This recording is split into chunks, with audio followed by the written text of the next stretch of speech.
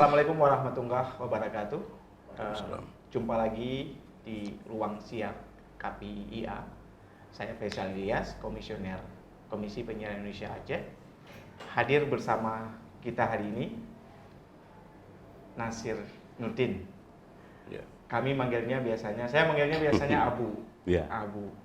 Beliau adalah Ketua PWI Aceh, Persatuan Wartawan Indonesia Aceh, kemudian pimpinan redaksi The Aceh Post. Dan saat ini juga beliau Ketua Forum Pengurangan Risiko Bencana Aceh atau FPRB Aceh. Assalamualaikum Abu. Waalaikumsalam warahmatullahi wabarakatuh. Asik ya dipanggil Abu ya. Lebih tua gitu. Lebih akrab. Iya. Enggak apa-apa. Iya, gimana nyamannya ya? Iya benar Bu. Abu, sedikit kami mau mendengar cerita tentang kewartawanan Abu dari dulu kan tidak ada digitalisasi ya Bu. Iya. Artinya sangat analog lah, sangat manual. Bisa ceritakan Abu? Iya, sebuah perjalanan panjang dari kisah saya di dunia jurnalistik.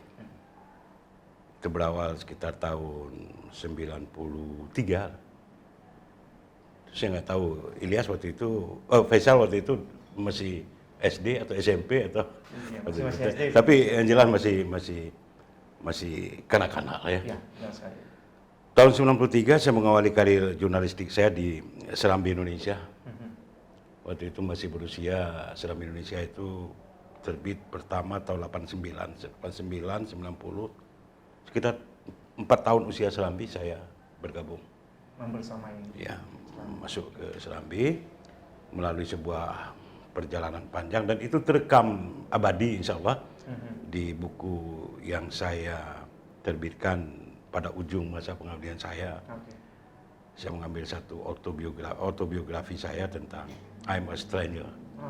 Jadi stranger itu dalam istilah jurnalistik adalah wartawan yang memang tidak terikat dengan apapun di kantor itu, tapi dia hanya sebagai, kalau bahasa sekarang ini kontributor. Kontributor, tapi lebih kecil lagi perannya di satu wilayah tertentu. Terus itu saya mengambil posisi di Aceh Besar. Tentu ini perjalanan panjang itu yang belum digitalisasi seperti sekarang. Itu era digital itu sekitar tahun-tahun 2000-an ya, yang maraknya. Waktu itu masih sangat konvensional, masih sangat analog sekali, malah pengiriman lalu lintas berita itu ada melalui radio komunikasi, ya, radio CB namanya dulu, ya. Kemudian naskah tertulis yang dikirim dengan ekspedisi. Ya, contohnya misalnya ada reporter kita di Melabo, Tapatuan, Aceh Tenggara, Aceh Utara, Luk Semawe itu melalui jasa kurir lah. Ya. Kurir ekspedisinya waktu itu dengan transportasi umum, nah, itu bisa makan waktu berhari-hari.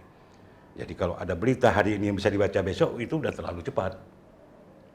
Peristiwa hari ini yang bisa dibaca dalam terbitan besok itu sudah terlalu cepat. Kadang-kadang tidak seperti itu. Kadang-kadang ada yang sudah berhari-hari baru muncul peristiwa yang hari ini. Banyak, tapi indah ya.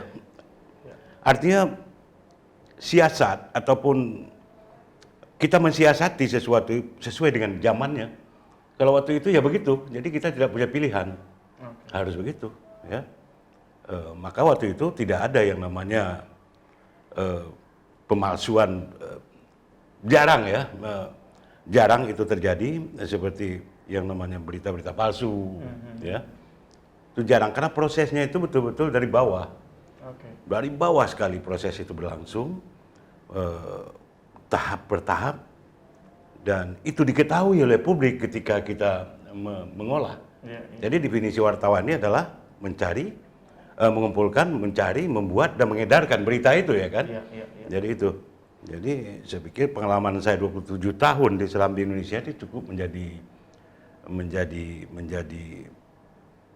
modal bagi saya untuk memberikan semacam apalah kepada adik-adik kita sekarang ini untuk bisa menyesuaikan dengan kondisi kekinian. Semangat juang. Semangat juang itu harus, apalagi sekarang ini serba enak ya, Iya, benar. serba cepat, serba instan. Iya, betul. Jadi real time namanya.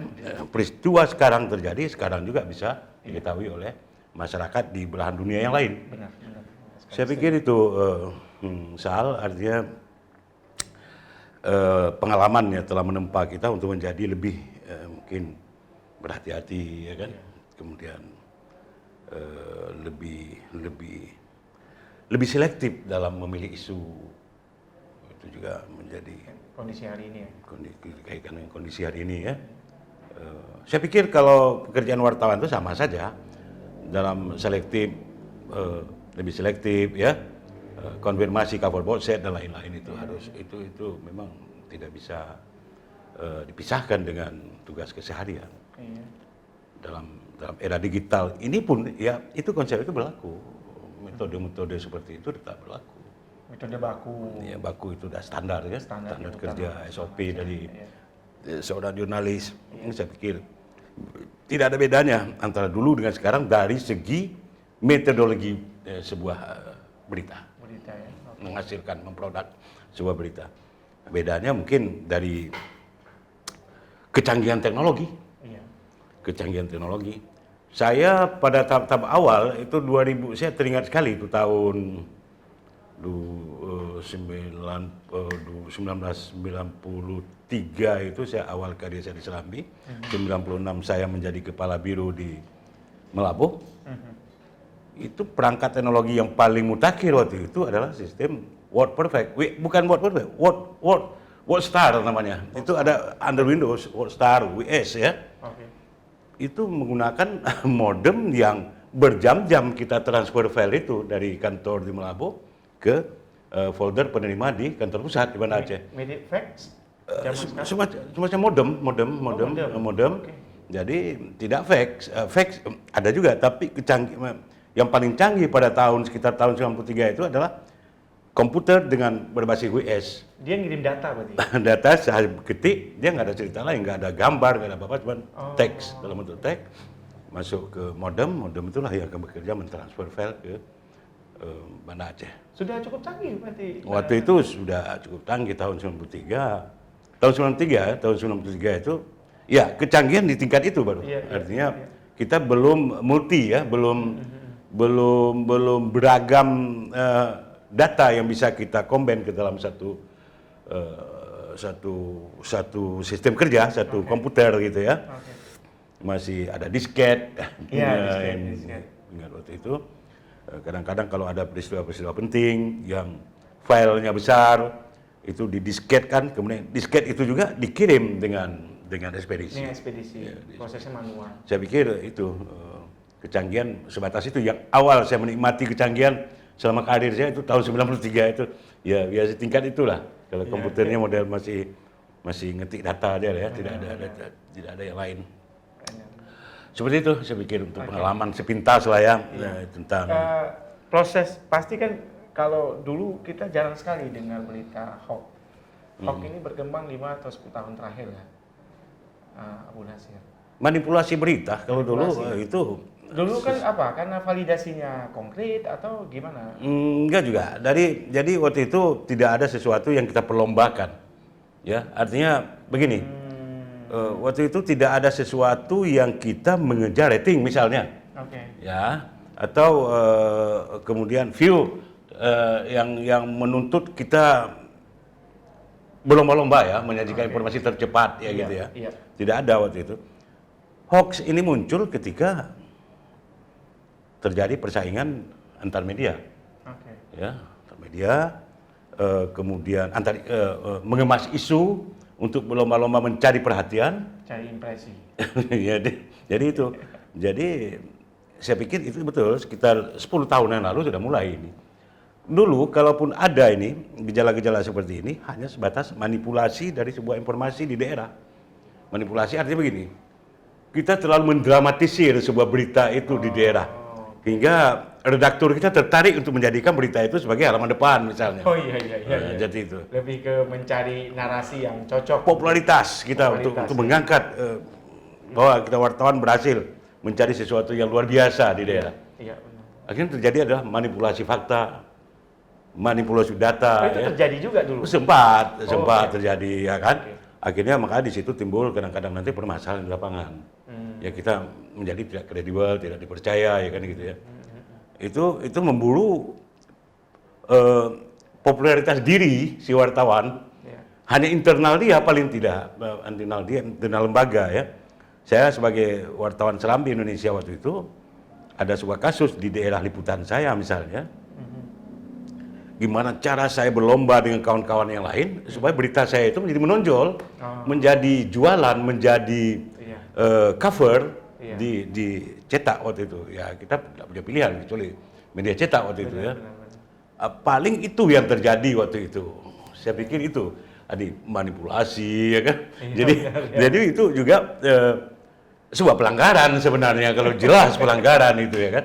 Pelanggaran kode etik ya kan. Jadi menyajikan fakta menyajikan data tidak sesuai fakta di lapangan. Tapi kita pengawasan untuk itu pun waktu itu masih lemah. Pengawasan ya, pengawasan untuk hal-hal seperti itu. Kode etik jurnalistik ya kan. Undang-Undang Nomor 40 sendiri lahirnya tahun 99 ya. 99. Undang-Undang Nomor 40 tahun 99 tentang pers yang mengatur. Ya, bagaimana? Tahun 99 ketika saya bekerja tahun 93 sampai 93 saya awal sampai 96 saya kepala biro sampai 3 tahun saya di Melabuh waktu itu sampai 99 baru terbit Undang-Undang Nomor 40. Itu apa ada hubungannya dengan Orde Baru dan Orde? Ya, itu Mas Habibie ya. Jadi reformasi ya. Reformasi. Jadi semua reformasi termasuk dalam undang-undang pers seperti itu. Hadirnya undang-undang pers. Iya, hadirnya banyak pemain di media. Betul. Jadi memang itu sudah sangat terbuka sekali. Jadi tidak ada lagi yang namanya pembredelan, kan? Jadi semua. Jadi itu. Jadi akhirnya dengan semangat Undang-Undang Nomor 40 tahun 1999 itu lahirlah informasi ya, berbasis berbagai macam teknologi kemajuan semakin ditunjang dengan semakin teknologi. Saya pikir itu maka dalam situasi seperti itu tentu apa saja bisa terjadi. Ya. Yang dulunya manipulasi sekarang muncul sebuah editing itu teknologi juga memungkinkan memalsukan sesuatu, memalsukan wajah seseorang ya begitu ya itu saya mendukung. Sangat mungkin. Sangat mungkin. Di kondisi digitalisasi ini. Betul. Abu Nasir, Abu hadir di hampir dari masa ke masa ya, pengalaman konflik misalnya. Itu kan cukup media menjadi cukup mengerikan. Mengerikan, corong menjadi wanti-wanti selalu diawasi oleh para pihak. Gitu. Kemudian ada tsunami dan kita ada perdamaian dan keadaan Islam. Bagaimana apa yang menarik dari peristiwa ini kan momentum ya. Aceh punya berbagai momentum. Betul. Diangkat sebagai peristiwa dan produk media dan produk karya, karya yang itu industri kan, kata-kata ya. Saya malah bergerak pada tahun 93 itu masih ada gejolak-gejolak konflik itu yang namanya Aceh Merdeka ya. 93. Kemudian 3 tahun berikutnya masuk ke era reformasi, ke era referendum ya waktu itu ya, referendum. Kemudian berlanjut sampai ke konflik yang berkepanjangan lah. Konflik yang berkepanjangan sampai tahun 2001 ketika saya ditugaskan ke Lok Sumawe itu masih dalam gejolak konflik yang luar biasa. Artinya saya merasakan bagaimana kita bertugas, jurnalis bertugas di era konflik ya. Kemudian bagaimana kita harus bermain di era konflik. Ketika yang namanya aturan itu dijungkir balikkan ya. Itu kita punya aturan main ya. Undang-undang pers yang baru waktu itu ya kan. Kita berhadapan dengan konflik tapi itu tidak berlaku. Ya. Suasana kondisi konflik tidak bisa membuat leluasa kita menjalankan aturan sesuai yang sudah digariskan. Misalnya seorang wartawan itu berkewajiban untuk mencari tahu bagaimana kejadian sebenarnya di lapangan. Tapi ketika masa konflik waktu itu tidak berlaku seperti itu. Kita hanya menerima informasi sepihak dari penguasa darurat misalnya. Ya, setiap pagi kita harus hadir ke pusat penerangan Kodam, katakanlah kalau di provinsi. Jadi kita nggak bisa akses langsung. Nggak bisa akses langsung. Ketika kita mengakses langsung, kita dianggap. Jadi ada pengalaman lucu begini. Jadi ketika seorang wartawan itu membawa sebuah informasi dari lapangan, dan kita lebih cepat dari kawan-kawan TNI Polri, katakanlah begitu, dalam mendapatkan informasi itu. Nah, kita langsung dicap sebagai punya jaringan ke bagian dari itu. bagian dari itu. Bagian dari melawan pemerintah. Jadi saya juga sering ditanyakan, ini dari mana wartawan Anda mendapatkan info awal untuk mendapatkan informasi ini? Iya, benar. Anda bla bla bla katanya, Anda berarti bagian dari situ. Ya tidak. Jadi kewajiban kami adalah untuk mencari tahu ke lapangan. Ya. Tugas wartawan seperti itu. Nah, itu tidak berlaku seperti itu. Jadi Anda mengambil saja informasi yang akan kami sediakan di pusat penerangan lah ya, pusat penerangan. Tapi pada saat itu kesaktian wartawan sangat tidak juga. Waktu itu dijungkir balikkan semua. Kita tidak ada apa-apanya. Kita hanya menjadi alat bagi mereka untuk menginformasikan kepentingan mereka. Jadi waktu itu ketika 2001 2004 saya berada di Lok Sumawe. Itu memang luar biasa sekali konflik yang kita hadapi. Kita tahu bahwa wilayah utara itu adalah pusaran konflik waktu itu. Pusaran konflik, kita masuk atau di pusaran itu. Zona merah. Waktu itulah kita bisa merasakan bagaimana menderitanya batin kita ketika ada hal-hal tertentu yang sebenarnya itu konsumsi seorang pewarta, seorang wartawan, tapi itu tidak bisa kita lakukan bagaimana yang sebenarnya. Artinya kalau ada pengaduan dari masyarakat, kita tidak bisa mengutip itu ya. Ini sebuah tersiksa sekali ini bagi seorang jurnalis misalnya. Ada seorang orang yang membawa informasi tentang kejahatan yang dialami, tentang kekerasan, tindakan kesewenang-wenangan. Itu tidak bisa kita sampaikan secara terbuka dengan bahasa jurnalis itu ke publik. Itu sebuah yang sangat menderita bagi seorang wartawan dalam saat-saat seperti itu. Tapi itulah yang terjadi waktu itu. Kondisi seperti itulah yang terjadi. Kita tidak ingin masa-masa seperti itu terulang. Dan pengekangan yang luar biasa terhadap pers ya. Saya pikir sekarang ini sudah sangat leluasa lah, sangat leluasa pers bekerja. Cuman ada tantangan lain yang dihadapi adalah seorang wartawan yang bekerja pada media mainstream ini tidak boleh meniru-niru gaya medsos ya kayak gitu ya. Nah, jadi medsos itu punya cara sendiri dia dalam bekerja. Jadi harus diferensiasi. Mereka yang menjadi memanfaatkan berbagai aplikasi media baru ini, aplikasi yang namanya media sosial itu, mereka hanya berlomba untuk menyampaikan ya apa yang dia lihat saat itu, kemudian dia sebarkan. Jadi tanpa perlu mencari tahu apa di balik itu. Validasinya tidak ada. Jadi aneh kalau kita di media umum seperti ini, media arus utama istilahnya gitu. Ini kehadiran media baru, kemudian tidak diatur dalam undang-undang pers pasti kan? Tidak diatur. Ini bagaimana Abu Nasi melihat?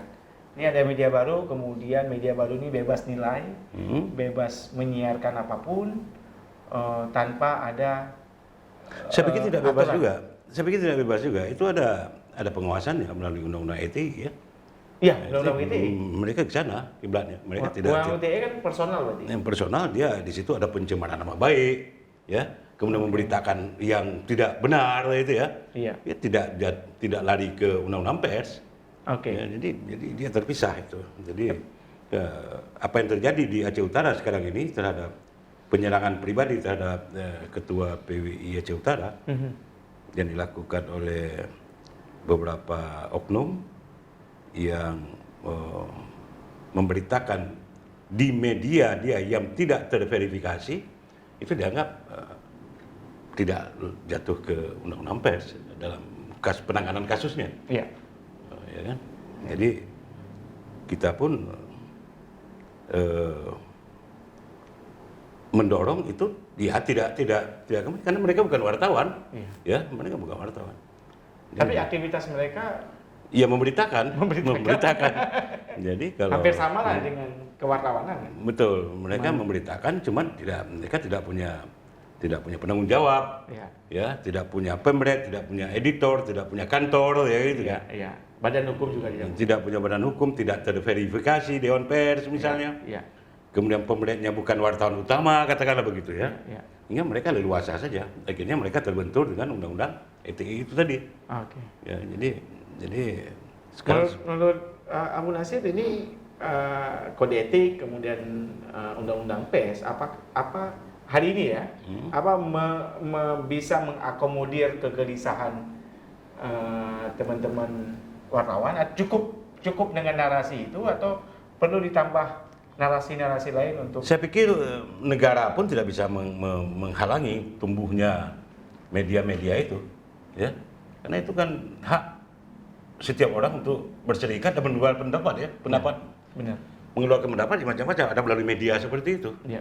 Jadi cuman yang perlu diawasi Pengawasan, ya. Pengawasan itu yang penting, itu diamanahkan oleh Undang-Undang Dasar, kalau nggak salah pasal 29 itu ya, tentang kebebasan menyampaikan pendapat.